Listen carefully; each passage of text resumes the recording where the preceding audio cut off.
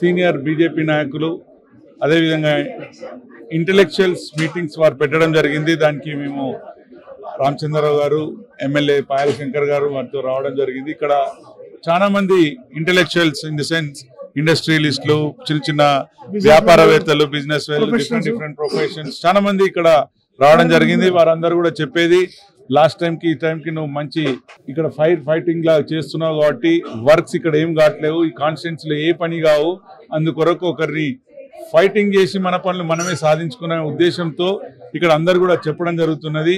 ఇక్కడ భారతీయ జనతా పార్టీ గెలిస్తేనే డెవలప్మెంట్ అవుతుంది అనే దానికి వాళ్ళు వచ్చారు. సో అందులో భాగంగా ఈరోజు ఇక్కడ అందరు కూడా దాని మీదనే ఒక తాటిపై మేమందరం మీకు సపోర్ట్ చేస్తామని చెప్పినందుకు వాళ్ళందరికీ కూడా ధన్యవాదాలు తెలియజేసుకుంటున్నాను. జూబ్లీ ఎన్నికల్లో ఇక్కడ వెంగళరావు నగర్ డివిజన్లో మేధావుల సమావేశం జరిగింది. ఈ మేధావుల సమావేశంలో ఇక్కడ ఉన్నటువంటి చాలామంది పురప్రముఖులు వచ్చారు. జూబ్లీ హిల్స్ ఈ పరిస్థితి ఉండడానికి కారణము బీఆర్ఎస్, కాంగ్రెస్ రెండు పార్టీలు కూడా. రోడ్లలో గుంతలు ఉన్నాయి, వానలు పడితే నీళ్లు నదిలానే ప్రవహిస్తుంది, స్ట్రీట్ లైట్స్ లేవు. దీనికి కారణం ఎవరు అసలు?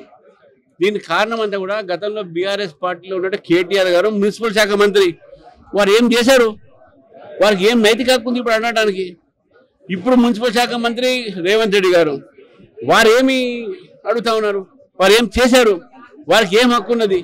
అందుకే మతం ఆధారంగానే ఓట్లు అడుగుతున్నారు, మతం పేరు మీద ఓట్లు అడుగుతున్నారు.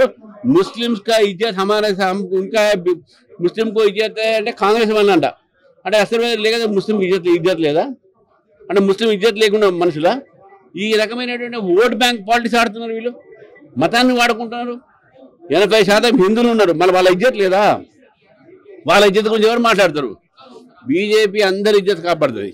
ఇది ముస్లిమ్స్ ఇజ్జత్ కాపాడుతుంది, క్రిస్టియన్స్ ఇజ్జత్ కాపాడుతుంది, హిందువుల ఇజ్జత్ కాపాడుతుంది, హిందువుల హక్కులు కాపాడుతుంది. ఏం చేస్తున్నావు? హిందువుల మీద అటాక్ అయినప్పుడు, నువ్వు గోసక్షల మీద అటాక్ అయినప్పుడు తుపాకీ లా అండ్ ఆర్డర్ ముందు చూసుకున్నావు. ఇటువంటి మాటలు మాట్లాడి ఇంకా అటాక్లు పెరుగుతాయి. నిన్ననే ఒకటి ఇది మాట్లాడు, ఓపెన్ గా బ్రాడ్ డైలైట్ మర్డర్ అయింది. ఏం చేస్తున్నది ప్రభుత్వం? శాంతి భద్రతలు ఏమవుతున్నాయి? ముందు అది చూడండి. మీరు ముస్లింలు రెచ్చగొట్టడం కాదు, ముస్లిం ఓట్ల కోసం ఇద్దరు బీఆర్ఎస్ ఇద్దరు కూడా గ్రేవ్ యార్డ్ ఇచ్చేస్తారంట. కానీ మాత్రం టెంపుల్స్ మాత్రం ప్రొటెక్ట్ చేయరు. హనుమంతుడి విగ్రహం ఏమైంది? ముత్యాలమ్మ విగ్రహం ఏమైంది? జూబ్లీస్ టెంపుల్ ఏమైంది? ఇవన్నీ మాట్లాడండి ముందు. కాబట్టి జూబ్లీస్ ప్రజలు చెప్తున్నాను, ఆలోచించండి. వీళ్ళు మతాన్ని రెచ్చగొట్టి ఓట్లు కేవలం ఒక వర్గానికే ఓట్లు తీసుకునే ప్రయత్నం చేస్తున్నారు. 80% వర్గం ఇది ఆలోచించాల్సిన అవసరం ఉంది. కాబట్టి జూబ్లీస్ బీజేపీని గెలిపించండి, అభివృద్ధి కార్యక్రమాలకు ముందుకు తీసుకోకపోండి.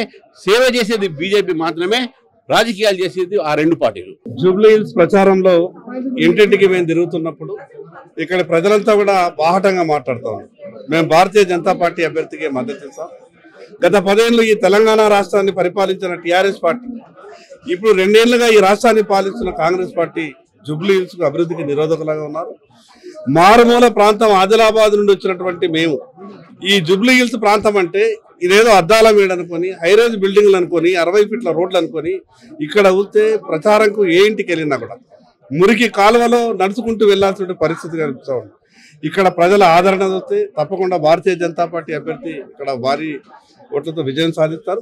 మరి అదేవిధంగా ఈ రాష్ట్ర ముఖ్యమంత్రి గారు రేవంత్ రెడ్డి గారు ఎక్కడ చూసినా కూడా జూబ్లీ హిల్స్ లో ఓడిపోతున్నాం అన్నట్టు ఒక ఫ్రస్ట్రేషన్ లో మిగతా వాళ్ళని అవమానపరిచే విధంగా వాళ్ళు మాట్లాడుతున్నటువంటి తీరే ఈరోజు జూబ్లీ హిల్స్ లో ఆ రెండు రాజకీయ పార్టీల పరిస్థితి ఏ రకంగా ఉందో అర్థమవుతా ఉంది.